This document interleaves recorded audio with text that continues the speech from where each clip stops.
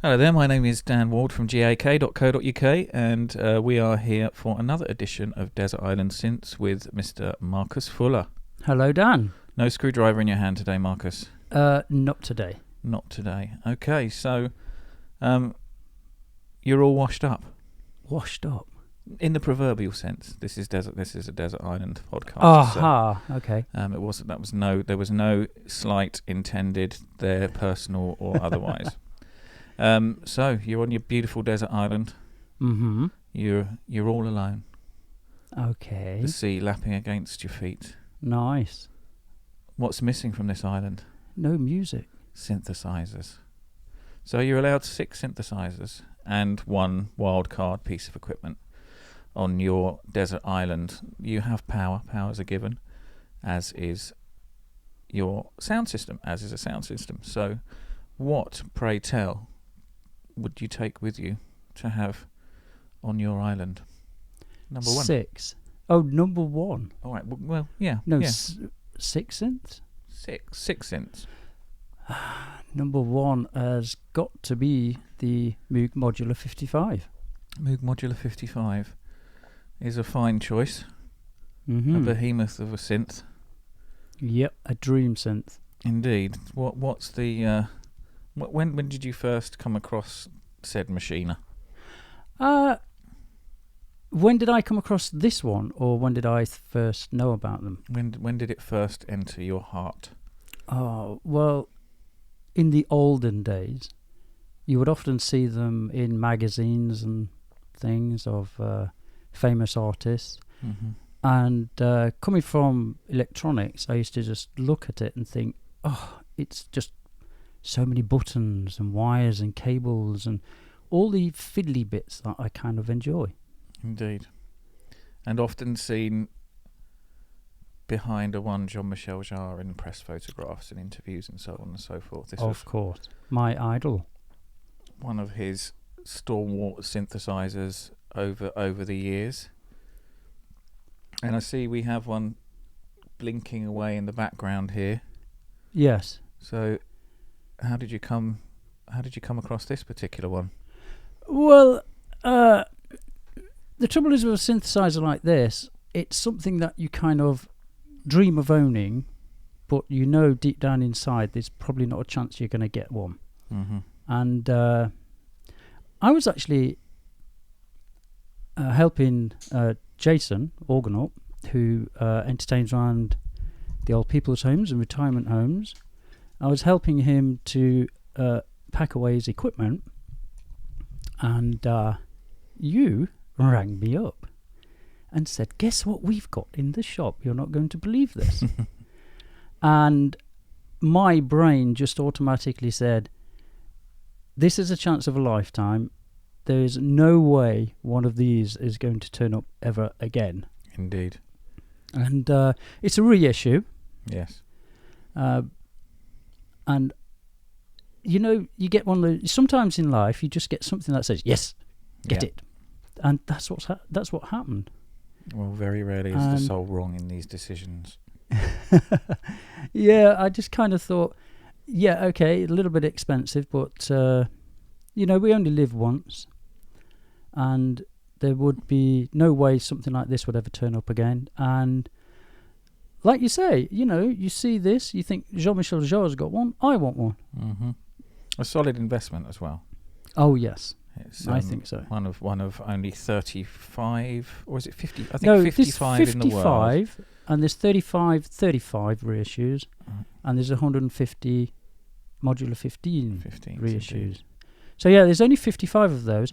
The only other person I know in England that's got one of the reissues is Ty Unwin, who, as you know, is an amazing composer. Indeed. Does a lot of television music and things. And yeah, I'm really happy and very fortunate to get one. This is not the first of the Moog reissues to have appeared on a Desert Island since lately. I recently recorded one with Mel Wesson, and he put the Model 15 reissue on his list over the original Model 15.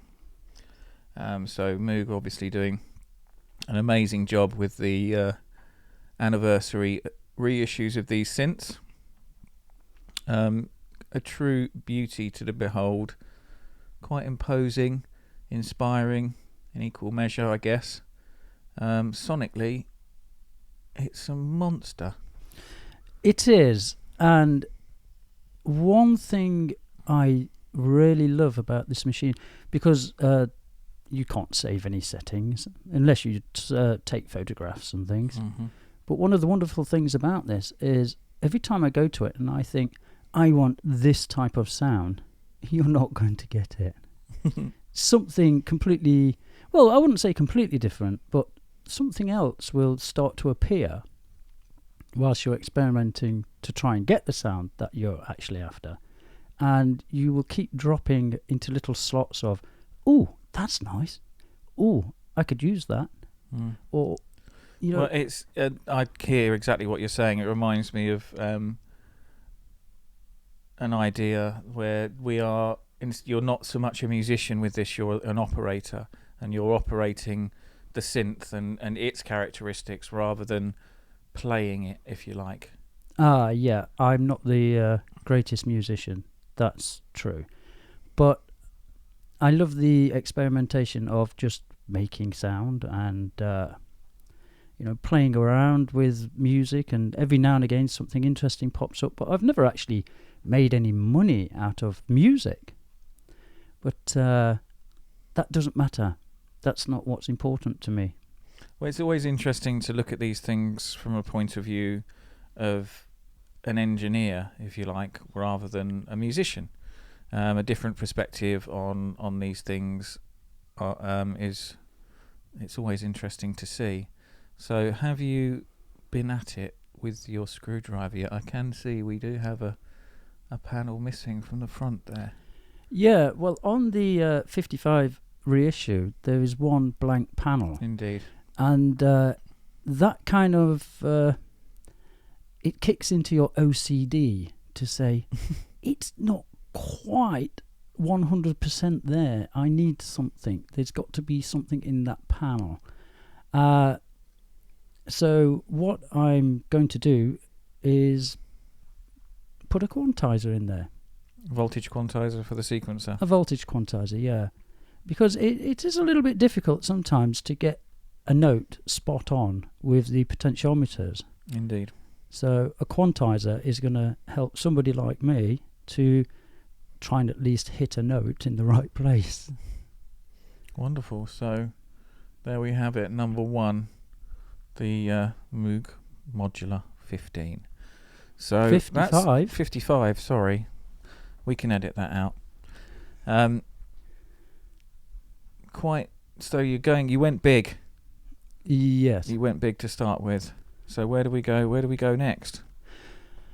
Well, next, I think it's got to be, it's a new instrument, it's not been around very long, is the Montage by Yamaha. Indeed. And the reason for that is I like orchestral music. Mm-hmm. And the Montage gives me very good sounding instruments from, an orchestra. But also, you've got the FM engine in there. And just like the DX7, which, I've owned 3 or 4 DX7s in the past, even though they're quite difficult to sort of program and get your head around, this is just a little bit easier to just touch away at the screen and get those wonderful old 80s FM sounds out of it with not a lot of effort. The Montage, I wholly underestimated when I first encountered it. It is obviously Yamaha's flagship synthesizer. I was surprised that it only incorporated AWM and FM. But then once you spend a little bit of time with it, you can see that this is the alpha and omega of that breed of synthesizer. So it is everything that the Moog isn't. And sonically, it has a depth and a overall. It is so powerful as a synthesizer. I can't imagine going further with that S&S based synth engine or indeed an FM engine. So it certainly makes an excellent counterpart to the 55.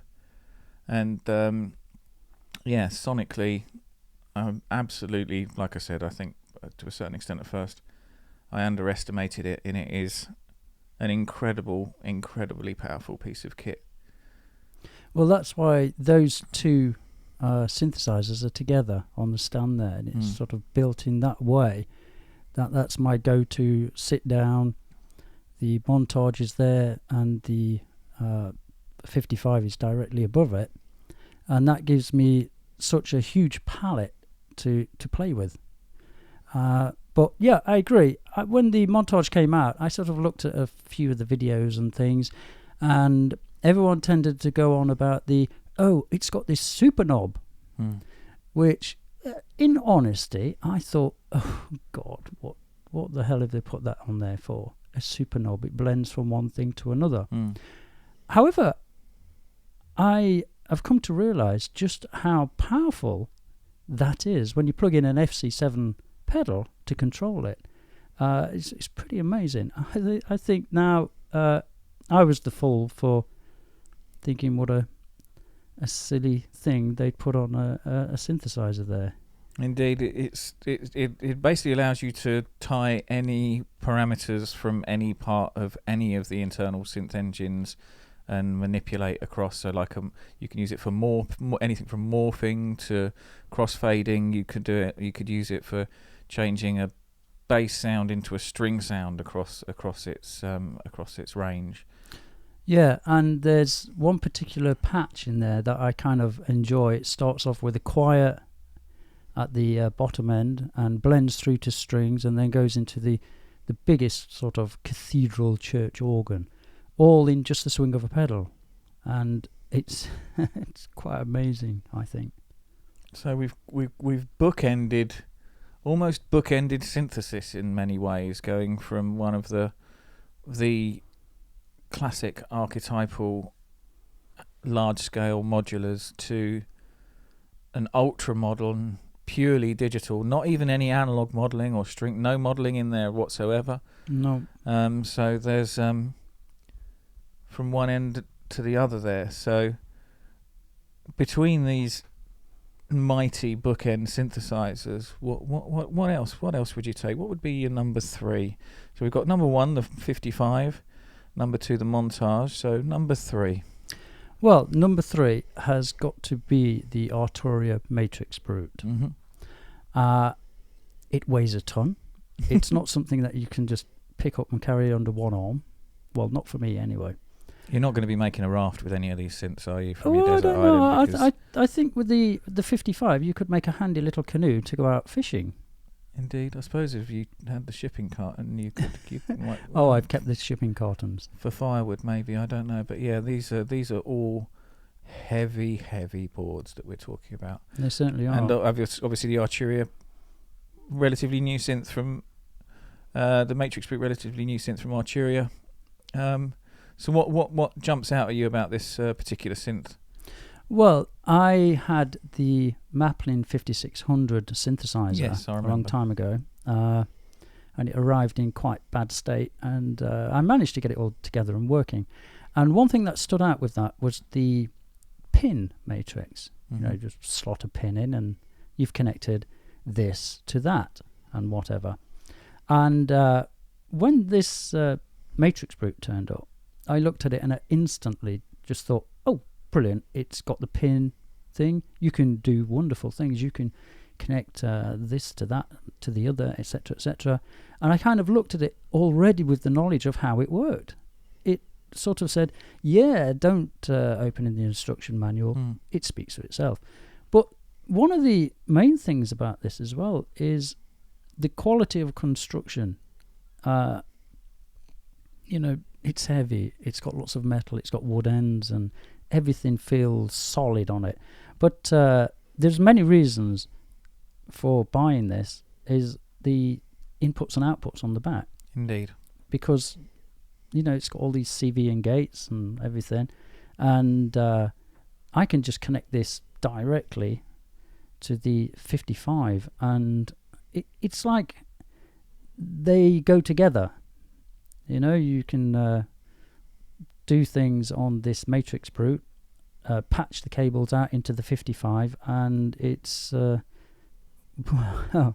it speaks for itself. That some of the stuff that it'll do is incredible. The way they just simply talk to each other, and I like that. It's a well-designed synthesizer. The guys who's put this together are incredible, because you can just patch all these little controllers to anything and anywhere. Mm-hmm. It's easy to use. I've not looked at the instruction manual for this yet. It looks a lot more complex than it is once you understand the notion of how the matrix system works. It does. It scares you. There's all these buttons and controls and things, and you look at it and you think, oh my God. But it is actually, it's simple to use. Indeed.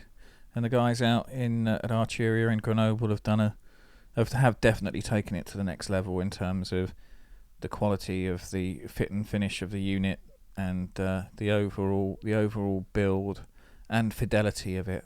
The whole team have done an excellent job, it's fair to say. Yeah, and of course, I think I've learnt more off Mark Doty. He's done an incredible set of videos on just about everything that this machine does, and I think he's still doing them at the moment. And I subscribe to him and I watch his videos and I think, oh, brilliant, thanks, Mark, because I don't like reading instruction manuals if somebody else is doing it. Yeah, indeed. Myself had the opportunity of hooking one of these up to one of the Moog reissues, and straight away it was simple and intuitive to use, and they sang along together absolutely beautifully. But that aside, the fidelity of the unit itself has certainly come up from where Arturia were. Obviously, the difference between a €300 synthesizer and the matrixbrute is significant, and they have certainly filled that financial gap with all the quality you would expect for a synth of its size, presence and price point. And once again, very, very impressed with the overall package of what they've done there. So, okay, so modular 55, montage, matrixbrute. Where do we go from here? I'm afraid I'm still going to have to stick to modern instruments. I mean, if you can count the 55 as a modern instrument, because it's a reissue. But the System 8 from Roland. Right, indeed. Now, that is light, and I can pick that up and put it under one arm. It'll be great on the desert island to just go for a walk with it. It is the antithesis of all of the other synths. It's a very, very lightweight piece of kit, but sonically, I love it. I miss the Jupiter 8. I used to have a Jupiter 8, and I miss that. And this, do you know, it some of the sounds are very close. I can't compare because I haven't got a Jupiter 8 to compare with it, but the fact that you can just press one of the plug-out buttons, you've got your Jupiter 8 sounds. Press another one, you've got the Juno 106. And the System 8 on its own without those is quite an amazing keyboard, to me, anyway. Indeed, yeah. I was very impressed with when it came out in its System 1 iteration, the actual basic audio engine of it. Sounds like an old analog synth. It did something that I've not really heard in virtual analog since its inception. Obviously, virtual analog is great for that reach out and touch, grab a knob and it does something, and it behaves like an analog synth, but there was still something tacitly missing from the sound. And for me, the System 1 engine really didn't sound like a modern virtual analog. It sounds like an old analog synth. It does weird stuff like an old analog synth. It has a lot of texture and a lot of depth, rather than that kind of often plastic wrapped, vacuum packed kind of impression of analog that so many VA synths do. So a big fan of the actual system engine. Is it the same? Is it the same engine as in the System 1, do we know, or is it? Well, basically it's the same sort of engine, but you've got 2 or 3 processors doing the work instead of the one that the System 1 had. This has got 3 in it. Yeah. And that opens it up sonically. Just makes it better than the System 1. The keyboard alone is a much better keyboard. I didn't like the keyboard on the System 1. Yes. I like the machine. The machine itself was fine. But the keyboard, I really wanted to just saw it off. And it was that low profile, non-touch sensitive. Yeah. Yeah, I think I think that it bothered as many people as it didn't because of the nature of it, because the people that wanted to play it bothered, but obviously none of the instruments that it was emulating were velocity sensitive, and it was more of a trigger device than a keyboard per se, especially without the traditional pitch bend and modulation wheels. Yeah. So I think it was a little bit Marmite, but they've certainly cured that with this version, and and there's additional slots for more models coming in future. So what would you like to see underneath Plug Out 3 when it becomes available for you? Plug Out 3. Well, I like the SH stuff, but that's already out. I just haven't gotten around to actually purchasing one yet, because I haven't scratched the surface of what this has already got in it. Indeed. But some of the sounds I like. I've noticed Jar in his concerts. I have to keep speaking about Jar, but I'm his biggest fan. In his concerts, his System 8 is there directly in front of him. Front centre, yeah. And the last time I saw him, I thought, oh, good choice, Jar. Very nice. But what I'm getting to there is, just this morning, I was playing about with this, and I thought, I want to make a sort of a stringy Jar with the phasers type thing. I mean, I've got the small stone phasers up there on the shelf, but with this, I just literally in about 5 minutes of just turning a few buttons, there you go, something similar, and then you press the save and it's written. So it's easy to use. It's simple. I like things that are simple. Blimey, simple with lots and lots of knobs and sliders and flashing lights. Well, I like a lot of knob per function. I don't like to have to press menu and then go down to something else and then tapping away on little clicky switches, going forward and backwards and things. If there's a knob on it that you can just turn, that just makes it so much easier. So we're probably not going to find any of the classic DX range, for example, in this list. Well, the DX is in the montage, isn't it? They do require some menu diving and some patience and knowledge to get the best out of them, that's fair to say. Okay, so there it is, number 4, the Roland System 8. So we are... Well, the time is just flying by here. So number 5. Number 5. What do you fancy? Is something that I have never owned. I would like to get hold of one. I've had them on my desk to repair, and that's the ARP 2600. Very good. I just like the way the whole thing is made, because I've been inside them and I've looked at the circuit boards, and the circuit boards have been hand drawn and then etched and things, and I can sort of see the love of the work that went into that machine. But the few over the years that I've had in to actually repair, I've tried to hold on to them for a little while, say, I'm just waiting for that part. It might be a few days, because secretly I've done the repair in an hour, and then I've been playing with it for 3 or 4 days afterwards and thinking, I so want one of these. But the price of them just keeps on climbing. Yeah, it's never really skyrocketed, is it? But it's always just continued on its trajectory, and I've no idea what one would cost these days. It has a steady rise, the price does, for one in good condition. I don't know what the prices are now of the 2600s. I kind of forgot about looking for them. Every time I see one on eBay, it's always in the United States or something, and you've got all those shipping problems. I'm just waiting. One day I will go to a car boot sale, and there will be one for £100 and 5:30 in the morning down at the marina. Somebody will rock up with a 2600 in the boot and say, I don't know what it is, but £100. Mint condition, £100 all yours. Of course. just needs this fader replacing.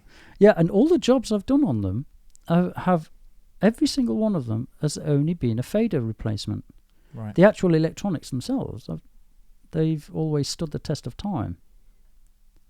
But it's just the faders that have needed replacing.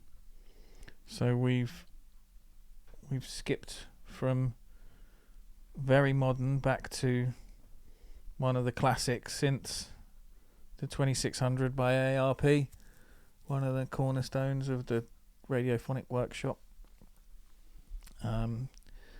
Countless science fiction noises coming from it. Once again, a very large synth, but very, very different to the System 55. Yes, it's got its own character, absolutely. A kind of much more of an experimental synth, perhaps the ARPs.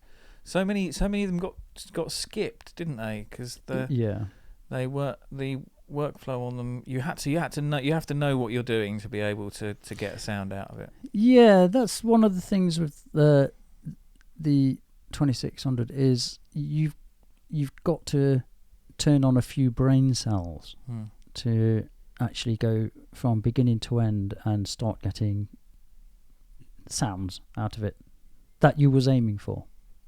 Indeed. Well, we're almost there. This is number 5, the ARP 2600. So number 6, last but not least. What do you fancy? Well, I've owned 3 of them, and I haven't got one at the moment, and that's the Korg Kronos. All right. Now, the Korg Kronos, I particularly like that because of all the different engines in it, and it's got the sequencers and everything else like that.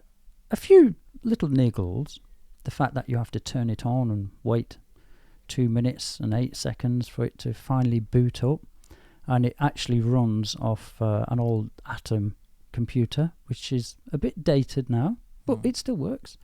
And yes, I'd like to have one of those as well. The only thing is, I want to be picky and say I want the 88 key one with the light touch on them, because I'm a synth player. I'm not a heavy sort of piano keyboard weighted keys type player.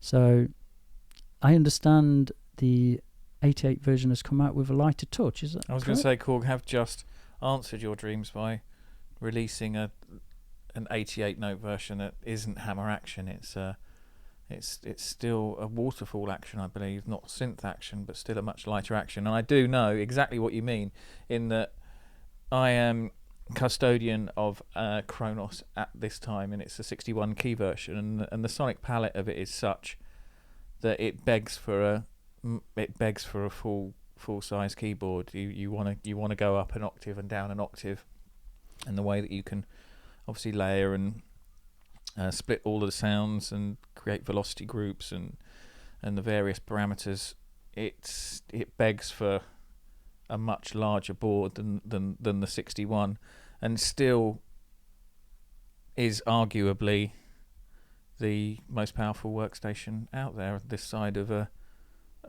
computer with a fully fledged DAW and a host of plugins. They do an amazing job, and sonically as well. It's I've found particularly the orchestral patches incredibly powerful and engaging. Well, I started off with the Trinity, the Korg Trinity, and so I worked back in the 90s. It was back in the 90s, yeah. And then the studio version that had the CD burner on it, and that at the time was the only synth for me. I just had Mm. the one synthesizer, and I moved from one to the other. I think I had the Karma as well. So moving up to the Kronos was easy peasy. Mm. You know, I got the Kronos, I turned it on, I thought, oh yeah, I know what I'm doing. Yeah. Type of thing. But I haven't got one at the moment. I kind of sold mine to get a few funds together for the montage. But when I'm on my desert island, please send me an 88 key, light key, Kronos, please. Or maybe a Kronos with a 88 note controller at the side. Would that suffice? No. It lacks the elegance, I guess. It does. When you have a keyboard, a synth with a keyboard on it, like the System 1, but you've got to actually MIDI out into a keyboard so that you can play more notes and things. It doesn't, I don't know, it just doesn't feel right. That's my OCD. It's got to be all in the one unit. It's got to be perfect. I can understand that. There's an inherent lack of elegance there. Plus, are there any MIDI cables on the desert island? We've not. Ah, come on. There must be a decent leads bin. If it's anything like my leads bin, though, it'll be every lead apart from the one that I need. Yeah, I've got plenty of cable bins like that, where you pull one cable out and the whole lot follows. Indeed. Like a monster. Mm. So the Korg Kronos, so pretty complete. It's a pretty satisfying system, actually. There, really, the Kronos, the 2600, the System 8, the matrixbrute, the Yamaha montage, and the modular 55. So yeah, there's kind of a gap between then and now, but I guess the synths, the classic synths that you've chosen, kind of speak for themselves in terms of their longevity and their sonic fortitude, whereas the new ones have a flexibility and that makes the system complete. Well, that's an interesting list. So what would your other item be that you would take with you? So we're going into number 7, but it's a wild card. It's kind of on the side, and so it could be any piece of kit, really. So this is my hand luggage to get there.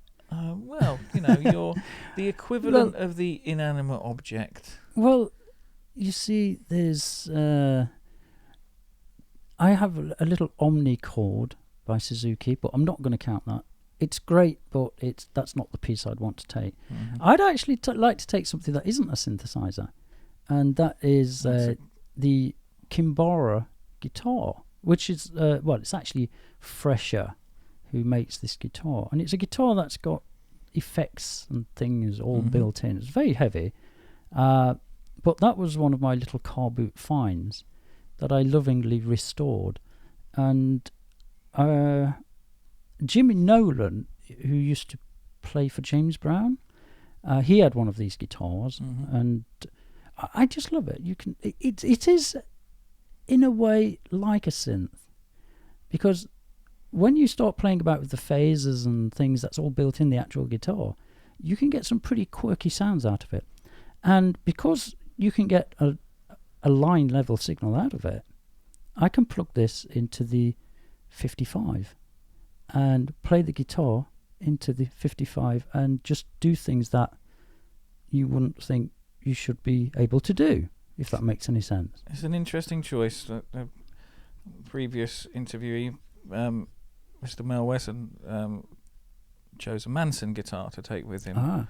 So a kind of almost the modern equivalent of the Kimbara, so with built-in effects and various bits and bobs. So what's the Manson? So it's the Matt Bellamy guitar with a built-in XY pad. Yes, I know which one you mean. Yes, very good. So a similar sort of vibe, I suppose, but just a more modern take on it. Although Manson guitars have been around for a very long time as well. Yeah. So when did you come across this particular Kimbara? Well, this turned up about 2 years ago, and it was on one of the car boot sales that I like to go and hunt around. And I'm not the world's greatest guitarist, but I was drawn towards it because I thought that's got lots of buttons and turning knobs and things all over it. What is it? I purchased it, brought it home, and it had some severe problems in the electronics. The battery had been left in there for 20 years. I think these are about 1976, 72 or 76, these guitars. But I think it probably had the original battery in it, which decided to leak all over the circuit boards, and it took a lot of cleaning up and swapping of wires and things. But because I put so much love and effort into bringing it together, it's one of those items that I will never get rid of. I will keep it. And besides, when I'm on the desert island and I've turned the 55 into a canoe, I've got a paddle. And there you go. Perfect. So you're actually looking... I'd be happy on this island, though. I don't think I'd be making maybe some company would be appropriate, but I don't know whether... I think I'd be quite happy with the selection. So still there is quite a lot going on the Kimbara. There's over a dozen switches and controls on there. Was it a complete from the ground up rebuild, or? No. It's basically from where the battery bay was. The alkaline had leaked across several circuit boards, and then looking around elsewhere, some of the solder joints wasn't too great, and I had to put fresh solder in. Some of the old equipment tends to suffer from what they call dry solder joints. They dry up over time and things just don't connect anymore. And there was a lot of work, but the thing just sings. It's my go-to guitar all the time now. Great stuff. I mean, as you see, I've got several guitars around the house, but this is sort of my guitar. That's the one. Yes. The one for you. Well, there you go. So the Kimbara guitar, the FS. It's actually Fresher Strata, Japanese, and it's the FS 1007. So I think actually Kimbara was maybe a company that Fresher made them some guitars. I think there was about 100,000 yen when they came out. They were not cheap, and I've never seen one come up on eBay, and there's not a lot of information out there about them, apart from Jimmy Nolan used to play one. Right. I'll have to maybe reach out to our friends at Guitar Nerd and see what they make of this thing. Yeah. Indeed. Well, there you go. Those are your Desert Island synths and your Wildcard. Just running through that again. The Moog Modular 55, the reissue, the Yamaha Montage, Arturia matrixbrute, Roland System 8, ARP 2600, Korg Kronos, and the Kimbara Freshener FS 1007, which is in danger of being used as a paddle. Yes. Indeed. Well, I like the definitely some lateral thinking going along there. So you've got the wood for a raft in the gorgeous walnut cabinet of the System 55, and a paddle in the Kimbara guitar there. Yeah, I know. If only the System 8 battery powered, then you'd be set fair. You'd be able to take that with you. It's light. Oh, that would be easy to do. If you took the matrixbrute or the montage, you would definitely sink. Yeah. So, battery option on the next iteration, please, Roland. Yes, on the System 16. There you go. Well, this has been Desert Island Synths. Well, this has been another edition of Desert Island Synths. So thank you to Mr. Markus Fuller. And thank you, Dan, from GAK. A pleasure as always, and farewell. Okay. Thank you very much. Bye-bye.